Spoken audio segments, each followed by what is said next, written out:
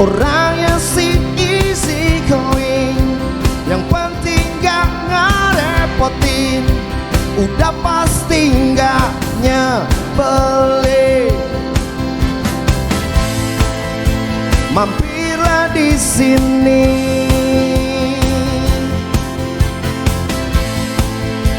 gabung bersama kami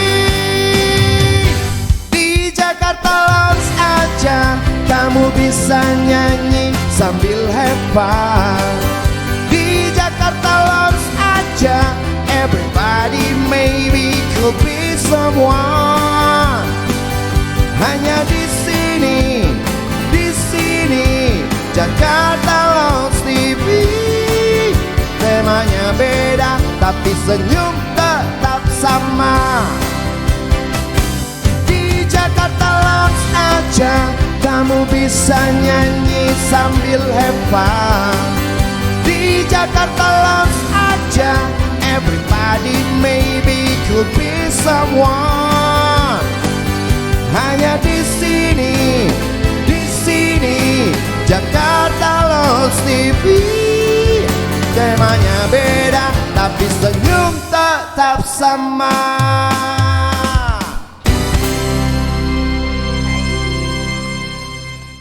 Terima kasih Jakarta Lounge Akustik dan juga terima kasih untuk Jack1 Mobile dari Bank DKI. Jack1 Mobile satu aplikasi yang memudahkan kita untuk bertransaksi kebutuhan sehari-hari dari smartphone kita. Jack1 Mobile dari Bank DKI. Assalamualaikum warahmatullahi wabarakatuh. Salam sehat dan kita jumpa lagi di acara Jakarta Lounge Grebek Kampung yang kali ini hasil grebek-grebek kita ada di Opsik and Coffee Lenteng Agung. Yang pada malam hari ini sudah hadir di sebelah saya ownernya Kang Rikrik Rizkyana.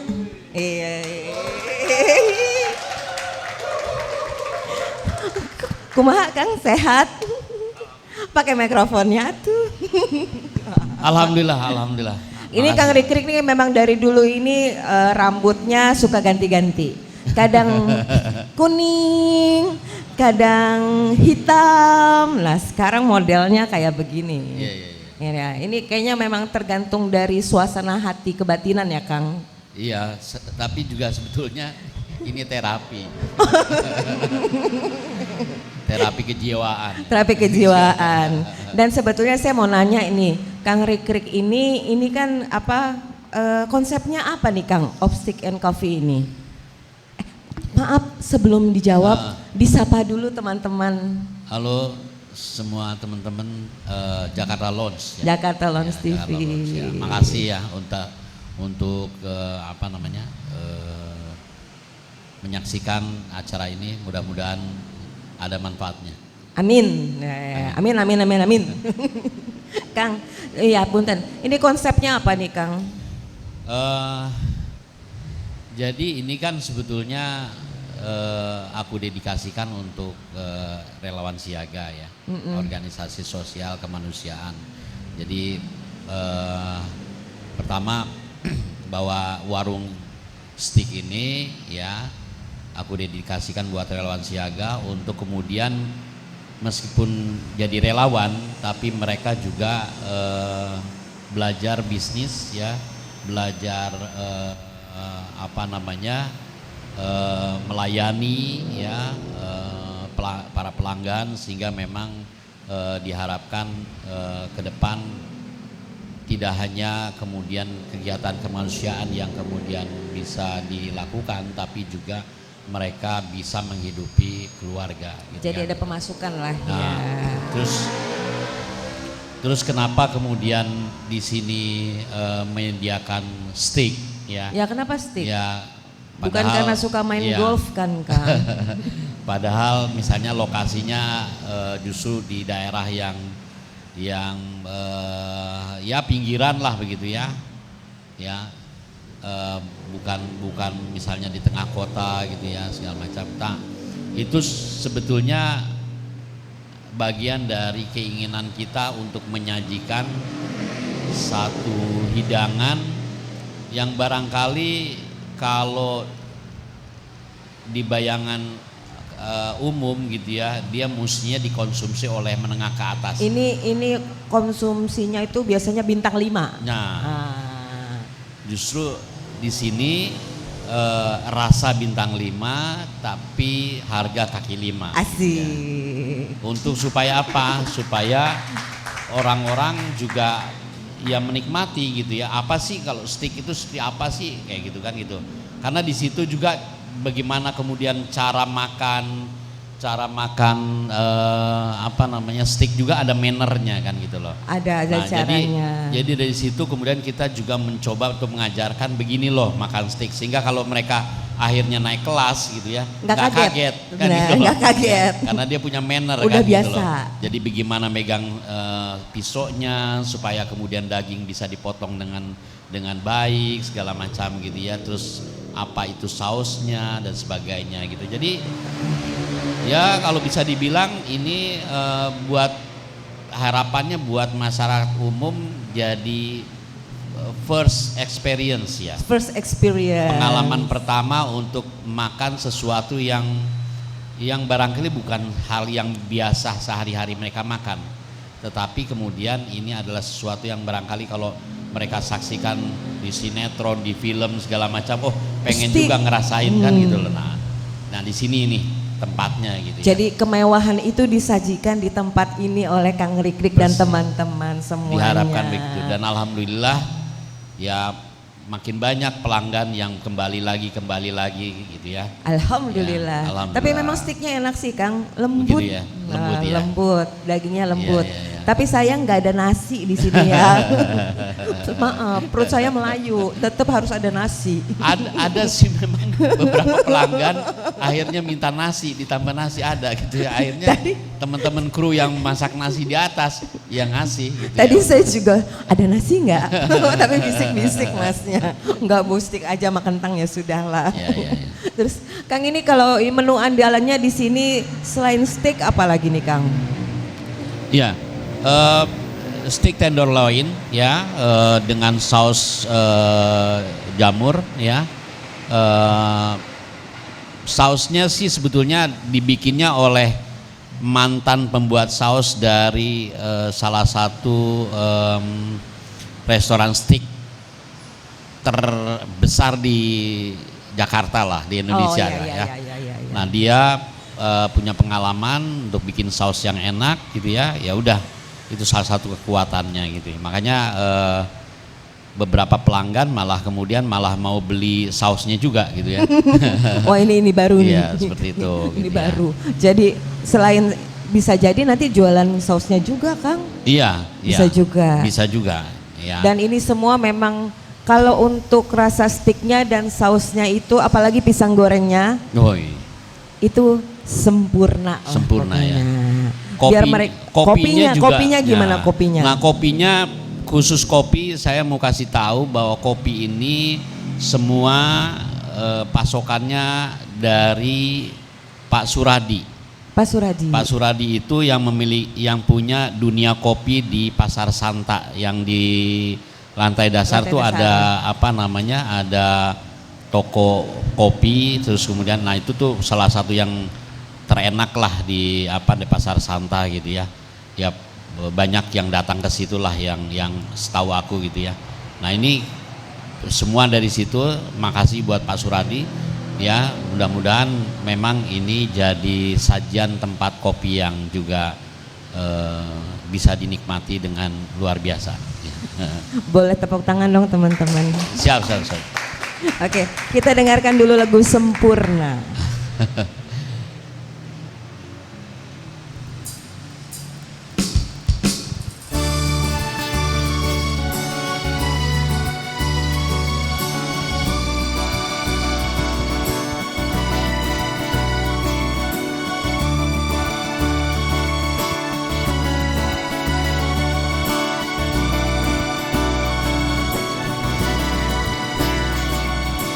Kau begitu sempurna, di mataku kau begitu indah. Kau membuat diriku akan selalu memujamu.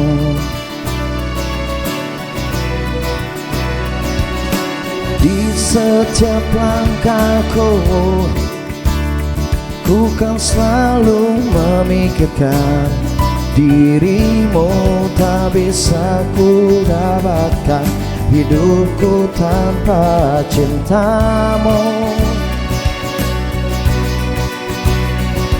Janganlah kau tinggalkan diriku, takkan mampu menghadapi semua. Hanya bersamamu ku akan bisa. Kau adalah darahku, kau adalah jantungku, kau adalah hidupku, lengkapi diriku. No sayangku, kau begitu sempurna.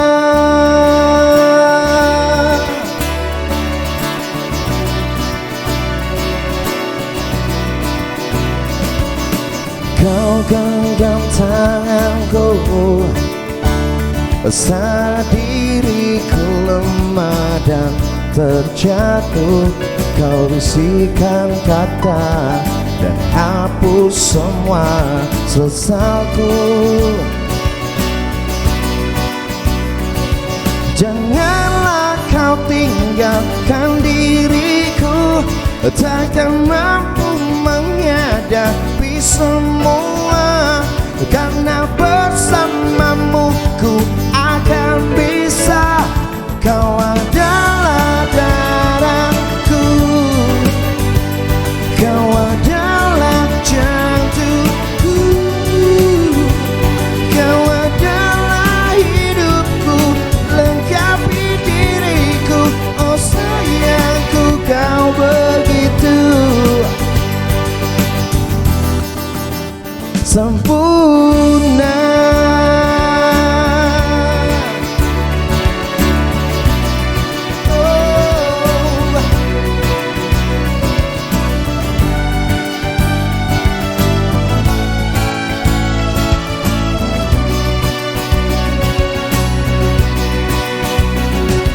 Janganlah kau tinggalkan diriku, takkan mampu menghadapi semua.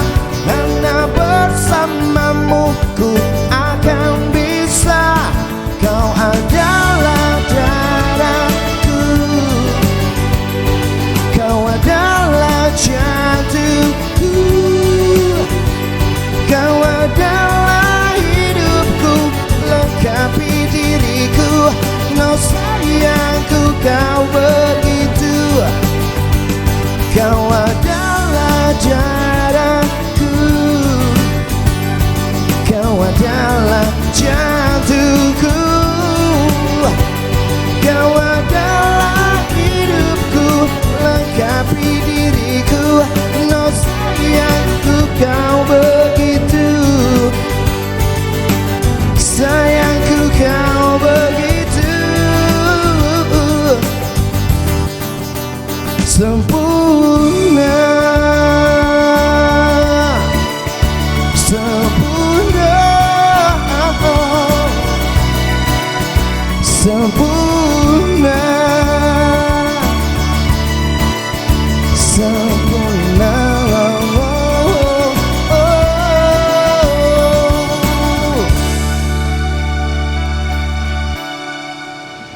Sama sempurnanya seperti paduan antara stick dan juga saus dari Opstick and Cafe di tempat ini. Sempurna, sempurna.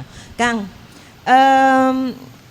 biasanya nih ya, kalau yang bikin tempat-tempat seperti ini tuh biasanya tuh pensiunan loh. Biasanya kan, biasanya pensiunan yang bikin tempat kayak gini, Kang. Iya. Memang pensiunan tuh tahu juga ya. Aku udah tua gitu ya. Oh, iya. Kan rambutnya putih semua. Jadi memang ini laboratorium orang yang mau pensiun ya. Biasanya ya, kan gitu. memang Ya biasa orang pensiun tuh kan memang tetap Mencari mau ya sesuatu. terus untuk apa namanya melanjutkan hidupnya, terus apalagi kemudian kalau yang warung model begini juga dia bisa jadi tempat berkumpul dengan teman-teman segala macam gitu ya. Dan memang mau tidak mau banyak pensiunan memang juga harus melanjutkan hidupnya kan gitu. Bukan pensiun tuh bukan berarti lantas jadi tidur, karena apa? Karena ya kebutuhan itu harus akan masih terus ada yang kan harus begitu, dibiayai ya. juga kan. Jadi ya memang kalau kita bicara pensiunan ya, kita nih terus terang aku punya apa namanya punya keprihatinan sendiri gitu ya. Setelah aku dengar dari beberapa sumber gitu ya, jadi terutama pensiunan PNS ya, PNS TNI Polri ASN ya. ASN ya, ASN TNI Polri itu pensiunannya tuh itu cukup mengkhawatirkan ya. Jadi saya dengar dari salah satu mantan menteri ya, terus baru-baru ini juga ketemu mantan dirjen, itu dia bilang uang pensiunan bulanannya cuma 5 juta. Itu yang sekelas mantan menteri dan dirjen. Jadi artinya kalau TNI Polri itu bintang 3 ya, itu ya 5 jutaan pensiunnya. Terus kemudian untuk fasilitas kesehatannya itu kembali ke BPJS. Yang dia bisa antrinya katanya sampai 800 orang gitu loh. Nah aku mikir gitu ya, PNS TNI Polri ya ASN TNI Polri itu pensiun dengan begitu untuk tingkat seperti itu, ya pasti ketika dia mengetahui kenyataan bahwa masa depannya akan begitu, ya nggak kemudian akhirnya nggak heran kalau kemudian mereka jadi kejar setoran kan gitu loh. Ketika menjabat. Karena bisa dibayangkan ya, ketika menjabat, bayangin untuk sekelas dirjen, sepemahaman saya fasilitas kesehatannya aja unlimited gitu ya. Betul. Iya kan? Padahal itu kan masih gagah perkasa barangkali Ya. kan gitu. Nah ketika dia pensiun itu kembali ke BPJS. Jadi bahkan seorang ya mantan menteri bulanannya cuma 5 juta. Ya hampir sama dengan UMR. Gitu loh. Nah jadi bagaimana kemudian mereka bisa tenang dalam mengabdi ya, menjabat, yang akhirnya mendorong mereka kepada hal-hal yang kejar setoran tanda kutip mungkin. Iya kan ya? Jadi malah menyalahgunakan jabatan kan untuk itu. Nah kadangkala juga pemerintah hanya perhatian kepada gaji yang sedang menjabat, padahal seringkali berapapun kita kasih gaji yang menjabat gitu ya, yang namanya peluang untuk melakukan penyalahgunaan jabatan ya tetap ada gitu loh. Betul. Ya buktinya adalah satu kementerian katanya dinaikkan secara signifikan gitu kan. Betul. Ya gaji ininya ASN-nya, tapi terus kemudian ada isu ada 300 triliun ya kan, terjadi perputaran yang nggak jelas begitu kan gitu loh. Nah sekarang mungkin mereka nggak butuh-butuh amat, justru butuhnya ketika mereka tidak menjabat, yaitu ketika pensiun, karena dia mau korupsi bagaimana gitu kalau udah pensiun kan gitu loh. Mau side job gimana? Ya kan? Masa dia misalnya kalau dia TNI misalnya mau tantang mententeng punya pistol aja enggak, namanya pensiun kan gitu loh. Jadi harus dipikirkan itu memang setelah mereka tidak produktif. Persis. Lagi ya Kang. Nah justru ya kalau aku nih ya mikirnya, kalau pemerintah memang punya willingness ya untuk mengapresiasi para pengabdi negara gitu ya, pahlawan gitu ya, aku ngebayangin gimana kalau kemudian pemerintah memutuskan misalnya gaji atau pensiunan dari golongan terendah itu minimal UMR aja. Nah itu yang tadi aku mau tanyain Bang. Jadi Kang, kalau misalnya sekelas dirjen aja, sekelas menteri, Pensiunnya aja itu 5 juta. Persis. Itu gimana golongan yang di bawahnya ya? Persis. Jadi setahu aku kelas bintara itu sekitar 1 jutaan cuma. 1 juta dapat apa? Mohon maaf ya, saat ini ya mungkin tinggal di desa juga belum tentu cukup gitu ya. Kalau misalnya mereka pulang kampung gitu ya. Jadi ya Allah, maksud saya ya udahlah, ini gimana marwahnya mereka gitu loh maksudnya. Ketika menjabat dia punya marwah gitu ya, karena jabatan segala macam, tiba-tiba seolah-olah ketika pensiun tuh dibanting abis-abisan gitu ya. Dilepeh ya kan? gitu maksudnya. Iya karena akhirnya apa, nggak mungkin, jangan-jangan akhirnya lebih banyak jadi ODGJ gitu ya.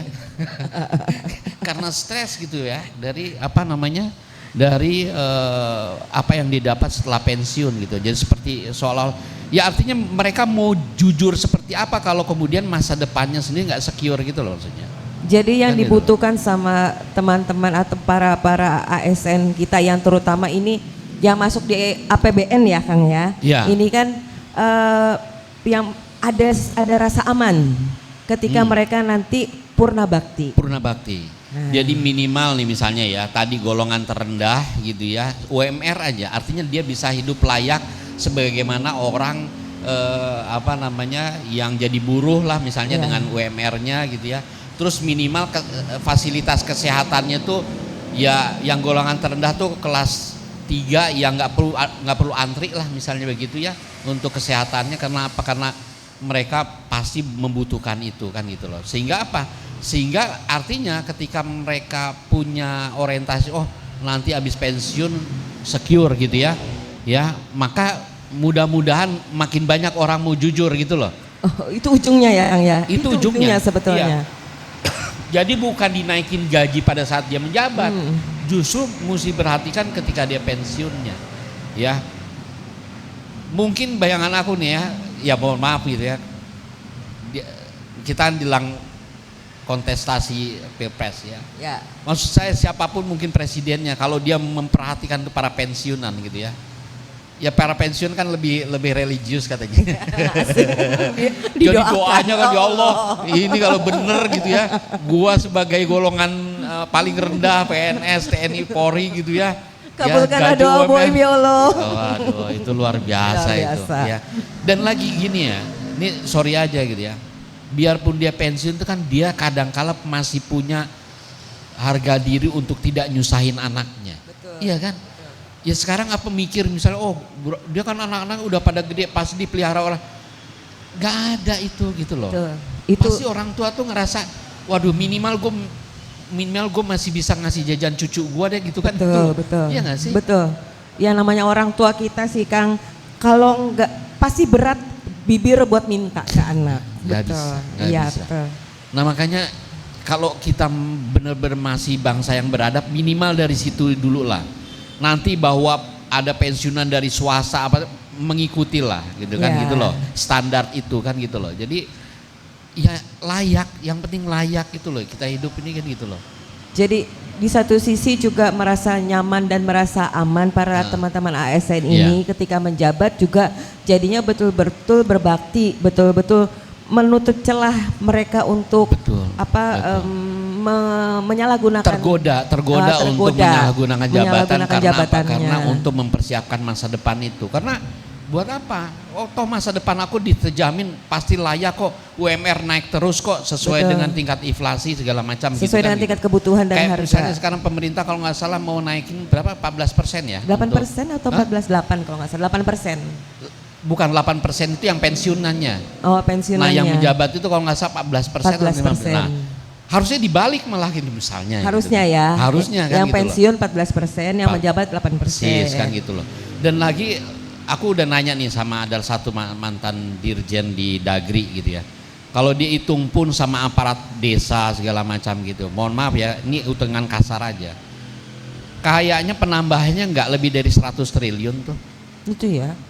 Ya artinya nggak banyak sebetulnya kalau compare tuh anggaran kita, APBN kita berapa. Ya sekarang kementerian selalu dipicu untuk menghabiskan anggaran. Wah ini apa namanya penyerapan anggarannya kurang, akhirnya bikin proyek macam-macam yang jelas gitu kan. Merasionalisasikan anggaran. Persis. Nah, mungkin malah lebih baik kemudian kita memperhatikan para pahlawan yang ini kan yang menjadikan para pejabat itu kan guru-guru, ya, pensiunan guru, ya kan, yang jadiin mereka jadi presiden, jadi pejabat, yang mereka paham lah itu. Betul. Iya kan, iya nggak sih? Betul. Ya. Setuju, saya setuju. Setuju ya? Setuju. Kita Jadi- kasih tepuk tangan dulu dong. Jadi kemana-mana nih, dari Gak kafe apa-apa, ke gak apa-apa sih. Awalnya kita ngobrolin soal makanan, Iya. ya kan. Ujung-ujungnya ngomongin soal malah curcol ya. Enggak, tapi ini satu ide loh, satu gagasan. Itu sebetulnya ya seharusnya sih didengar ya Kang ya. Mudah-mudahan didengar dan juga mudah-mudahan aspirasi dari Kang Rikrik ini bisa lah, bukan di copy paste, langsung Amin. langsung dipertimbangkan dan dijalankan. Ya, amin. Karena segala sesuatu itu pasti ada pro kontra Kang. Persis. Seperti air dan api Ya, yang ya. bakal mereka nyanyikan. Siap, mantap, air dan mata.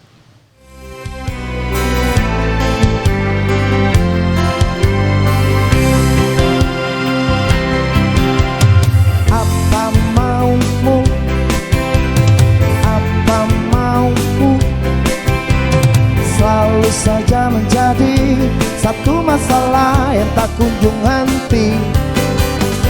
Bukan maksudku, bukan maksudmu untuk selalu meributkan hal yang itu saja. Mengapa kita saling membenci? Awalnya kita saling memberi. Apakah mungkin hati yang murni sudah cukup berarti? Ataukah kita belum mencoba memberi waktu pada logika? Jangan seperti selama ini, hidup bagaikan air dan api.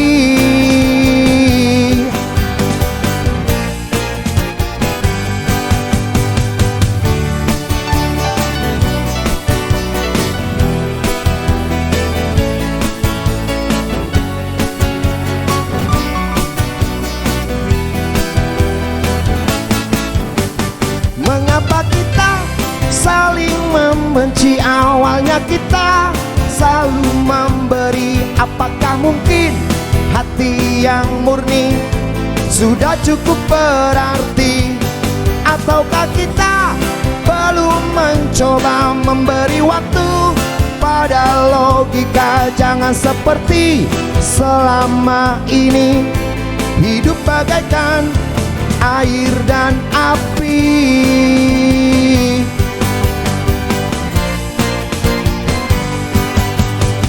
Apa mauku, apa maumu, selalu saja menjadi satu masalah yang tak kunjung henti. Bukan maksudku, bukan maksudmu untuk selalu meributkan hal yang itu saja. Mengapa kita saling membenci? Awalnya kita saling memberi. Apakah mungkin hati yang murni sudah cukup berarti? Apakah kita belum mencoba memberi waktu pada logika? Jangan seperti selama ini, hidup bagaikan air dan api.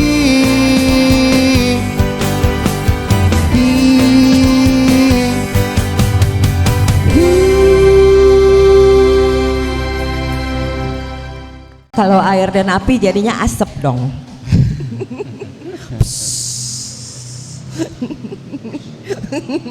Kalau air dan api kan jadinya asap. Iya. Polusi.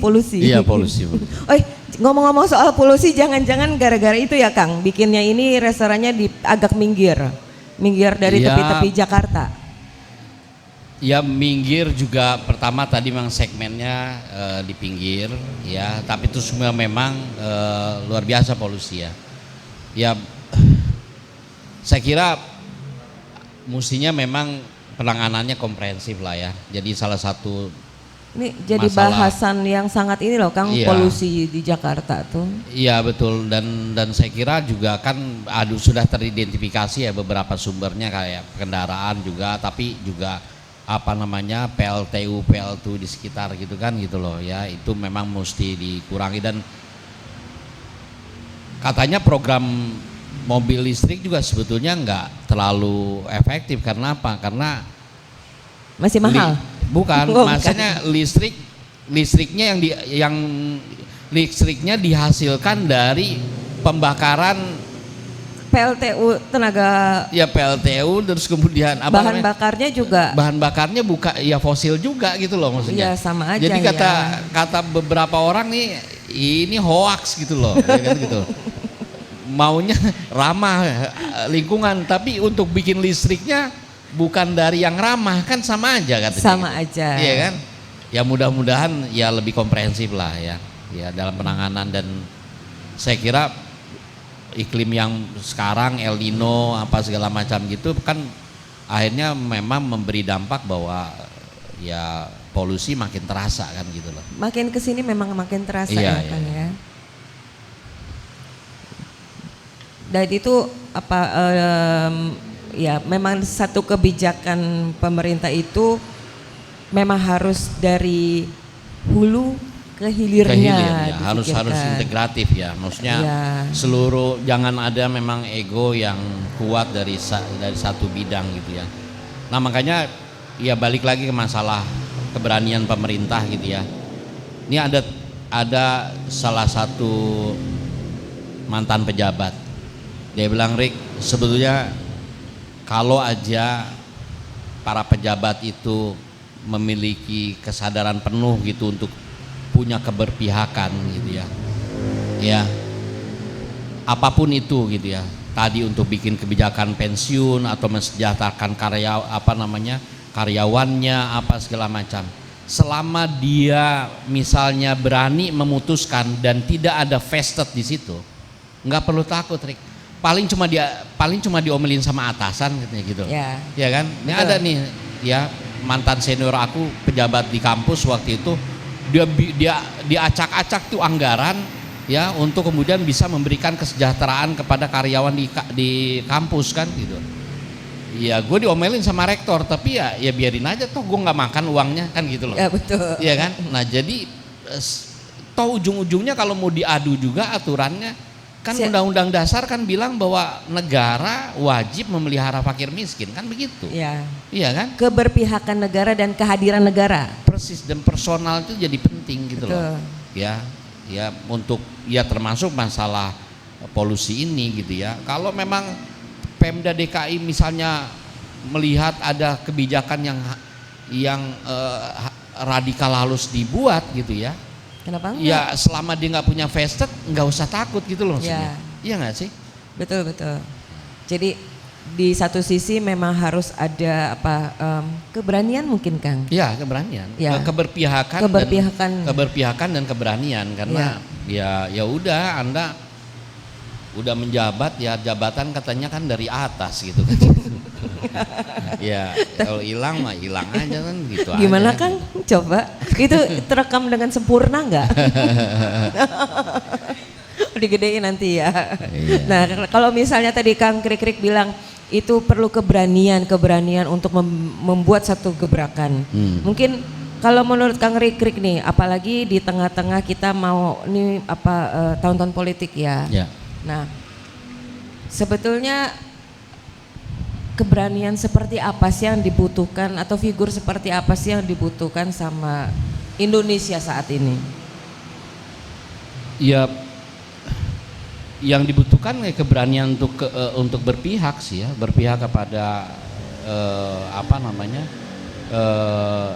rakyat yang banyak gitu ya. Kayak misalnya sekarang kan misalnya gitu ya, isu mengenai banyak pasar sepi misalnya gitu ya, Tanah Abang sepi ya, beberapa sepi gitu karena semua orang beli dari online. Betul. Terus udah gitu harganya murah gitu kan gitu loh ya, sehingga ada indikasi katanya sebenarnya barang-barang dumping yang masuk ke Indonesia kan gitu loh ya. Ya pemerintah mesti berani untuk mengatakan bahwa nggak boleh misalnya begitu, ya. Apa namanya? Ada ketegasan di situ. Harus ada ketegasan.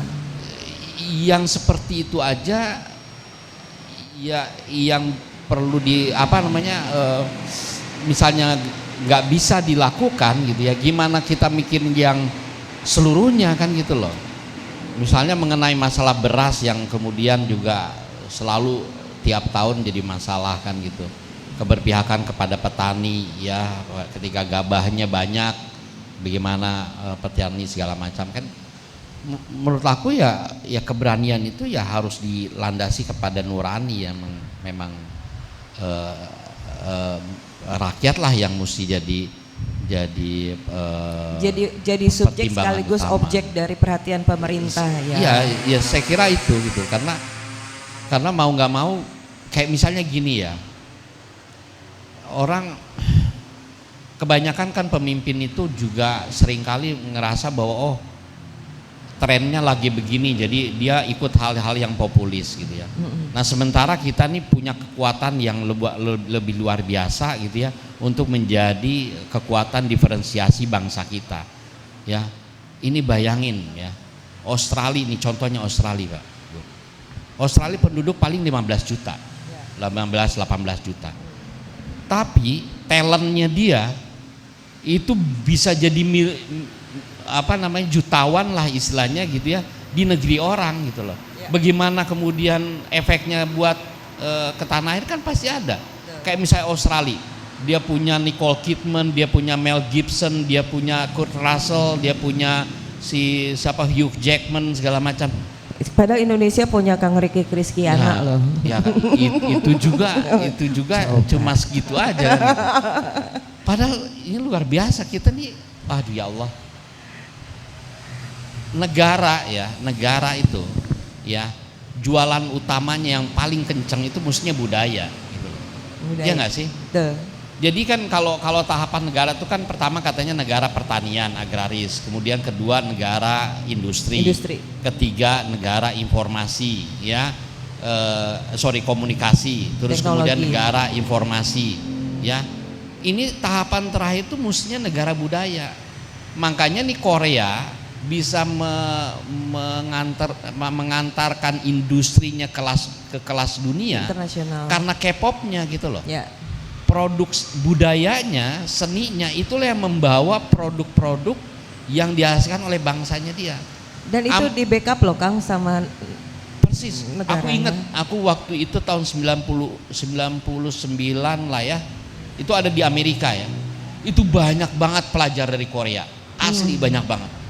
Dan itu sepemahaman saya, mereka yang belajar seni ya di London ya di New York gitu ya untuk mempelajari seni peran, musik segala macam itu luar biasa. Makanya K-pop sekarang itu bukan hasil yang instan, tapi dan memang sebetulnya kan Korea itu selalu merasa perlu mengalahkan Jepang gitu loh. Ya. Nah dulu sebelum ada K-pop ada Harajuku kan, iya kan. Nah tapi kelihatannya nggak terlalu ya manga nggak terlalu di ini, tapi sekarang kemudian tiba-tiba K-pop karena Amerika aja jualan Hollywoodnya aja itu udah seluruh produk pasti attach ke film Hollywood kan gitu loh. Nah sekarang Korea masuk ke situ. Ini Indonesia baru aja ada Putri Aryani, baru ada aja Cakrakan, itu udah heboh gitu loh maksudnya. Iya nggak sih? Dan itu banyak banget gitu loh. Ada Iko Uwais juga. Iya, Iko Uwais, terus kemudian siapa sama Alibata ya? Alibata tuh bro permainannya. Padahal ingat nggak sih kita tuh dulu nongkrong juga kayak begitu mainnya sebetulnya kan? Banyak banget sebetulnya gitu. Iya nggak? Tapi kok tiba-tiba begitu luar biasanya. Jadi sebetulnya banyak banget yang luar biasa gitu loh. Ya thanks to medsos, thanks to YouTube barangkali ya. Karena ya digital ya. Karena apa? Karena dari situ gila bener-bener talent kita nih, waduh. Itu gimana kalau misalnya itu di backup ya? Maksudnya full support dari pemerintah? Ya pemerintah ya salah satunya itu. Tapi terus kemudian memang SDM-nya juga. Sekarang aku mau tanya ya. Ada nggak benar-benar sekolah entertainment management yang bagus di Indonesia? Kan nggak ada. Padahal kan entertainment kayak model begini perlu manajer yang bagus. Betul. Dan itu di beberapa negara manajer itu lawyer, Bu. Kayak misalnya nih ya, manajernya Messi itu bukan kayak lulusan ekonomi manajemen, bukan, tapi dia lawyer. Karena apa? Karena talentnya itu dia yang memarketkan dirinya sendiri. Justru si manajernya itu as a lawyer dia memproteksi kepentingan dari si talentnya itu, gitu loh. Diprotek ya. Diprotek. Jadi ada insurance-nya, ada kontraknya yang bagus, yang memberi kepastian. Klausul dan pointersnya juga yang segala baca macam kan, terms and conditionnya bagus gitu ya, sehingga optimal. Nah makanya Australia ini begitu cepat dia ininya ya. Yang untuk olahraga aja kita ingat ada Mike Doohan ya, untuk pembalap ya, macam-macam lah ya perenang segala. Karena memang manajemen sport and entertainmentnya benar-benar dibagusin. Nah kita nih kayaknya profesionalnya tuh betul-betul dijaga. Persis. Jadi, waduh luar biasa Banyak lah kalau sih kita sebetulnya nih. Kang. Ini karena udah kadung malam ya. Tapi kembali lagi itu berawal dari Ini kan suaranya kayak Felix Irawan nih, Felix Irawan nih, keren. Jangan gitu. Oh, lebih keren malah ya dari dia Felix bisa Irawan. tidur nanti kan. Orang bule aja pada termehek-mehek denger Ferry Irawan. Yang penting jangan lihat wajahnya, cukup suaranya. Oh iya. Bisa kayak ini bro, kayak siapa namanya tuh yang ini tuh, yang DJ tuh. Siapa namanya? Saya cuma tahu DJ Yang pakai Keti. ini, yang pakai apa? Yang pakai Oh ya Alan Walker. Alan Walker. Pakai kayak Alan Walker aja bro. Jadi pakai ini, pakai sebut tangan. Oh, iya. Makanya waktu kemarin COVID dia bahagia Kang, karena semua kita wajib pakai masker. Karena kalau menurut dia masker bukan buat kesehatan, tapi efek ganteng. Iya betul.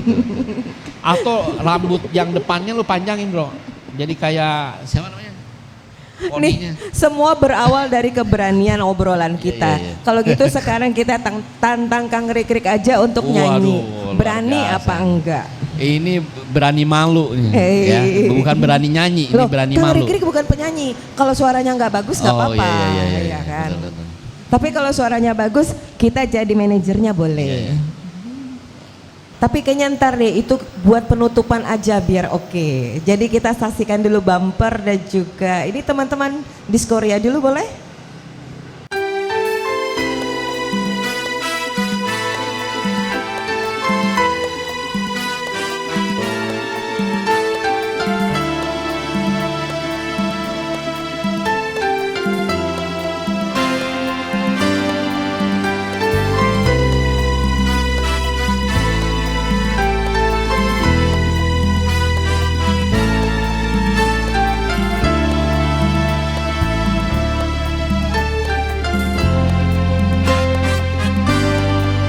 Andai aku bisa menjadi seperti yang engkau minta, ku jadi cuitan kala cinta menggoda. Tak peduli jika surga dan neraka tak pernah ada, yang penting kau ada. Meski tanpa panah asmara, mengapa sabda alam belum jua satukan kita bersama. Cintaku bertepuk harap yang tak ada, rintihan nada asmara, kembali ke masa remaja, serasa gali dan rata.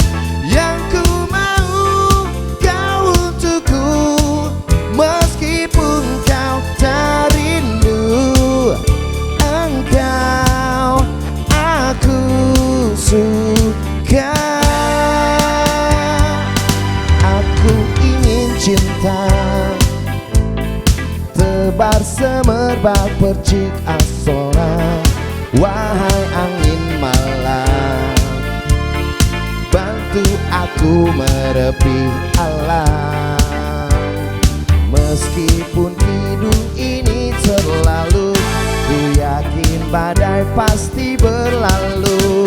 Lilin-lilin kecil pun merayu pijar hatimu. Cintaku bertepuk harap yang tak ada, rintihan nada asmara. Ingin ku kembali ke masa remaja, serasa gali dan reda. Yang ku mau kau untukku, meskipun kau tak rindu. Engkau aku suka.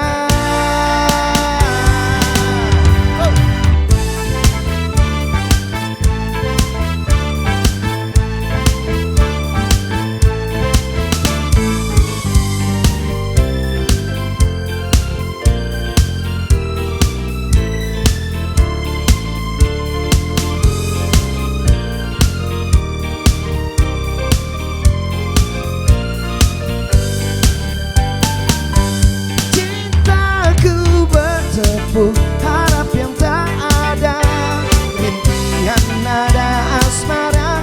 Ingin ku kembali ke masa remaja, serasa gali dan reda. Yang ku mau kau untukku, meskipun kau tak rindu. Engkau aku suka.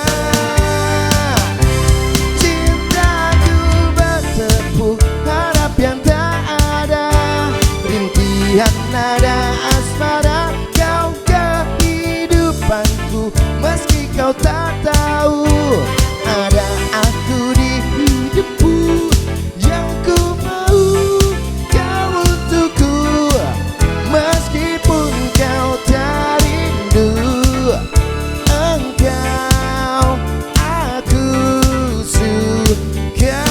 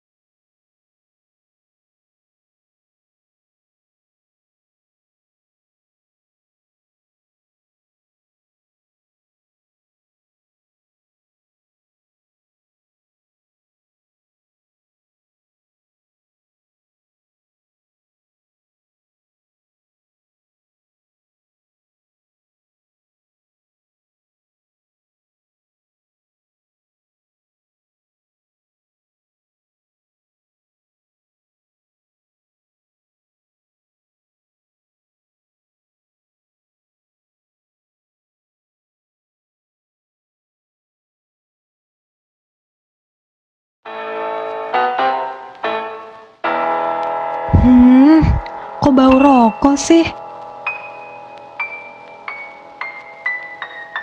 Kamu udah pulang.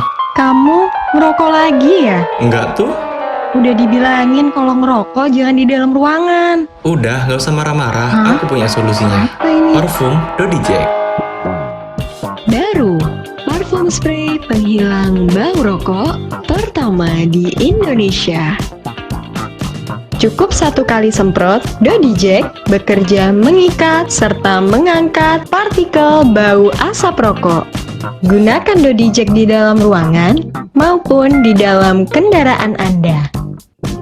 Harum, tahan lama, bau rokok pun hilang.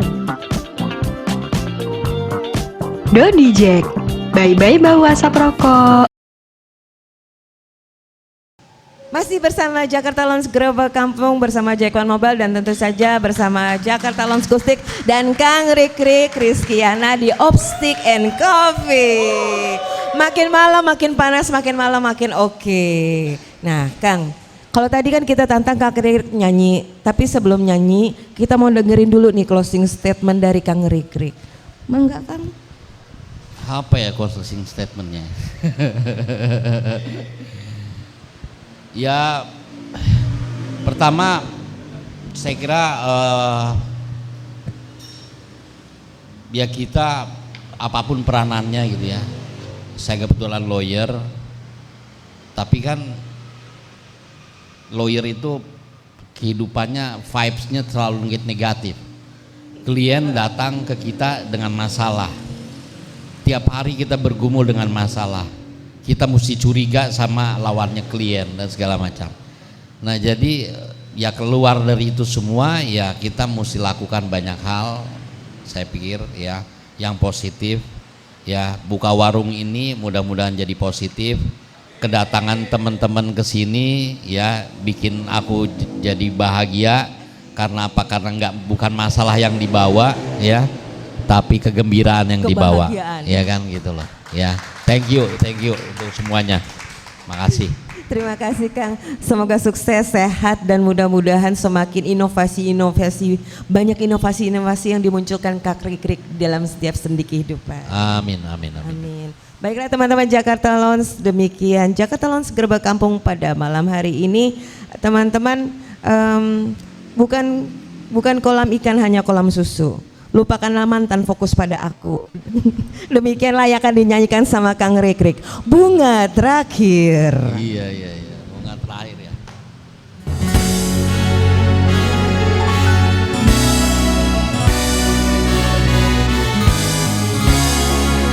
Kaulah yang pertama menjadi cinta, tinggallah kenangan. Berakhir lewat bunga seluruh cinta ku untuknya. Bunga terakhir ku persembahkan kepada yang terindah, sebagai satu tanda cinta untuknya. Bunga terakhir menjadi senang kenangan yang tersimpan, takkan pernah hilang untuk selamanya.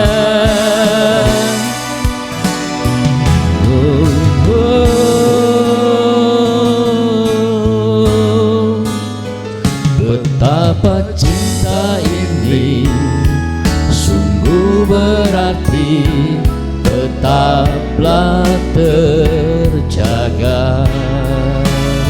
Selamat tinggal kasih, ku telah pergi selamanya. Bunga terakhir ku persembahkan kepada yang terindah, sebagai satu tanda cinta untuknya. Bunga terakhir menjadi satu kenangan yang tersimpan, takkan pernah hilang untuk selamanya.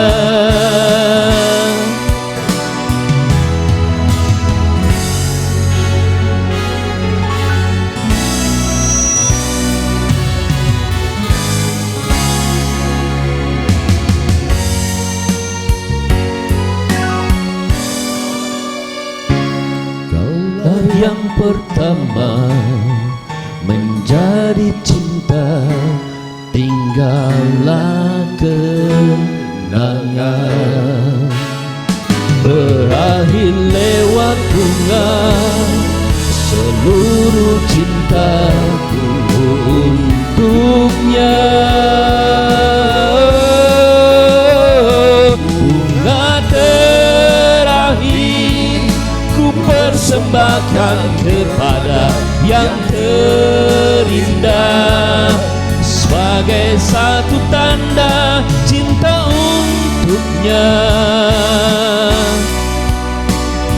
Bunga terakhir menjadi satu kenangan yang tersimpan, takkan pernah hilang untuk selamanya.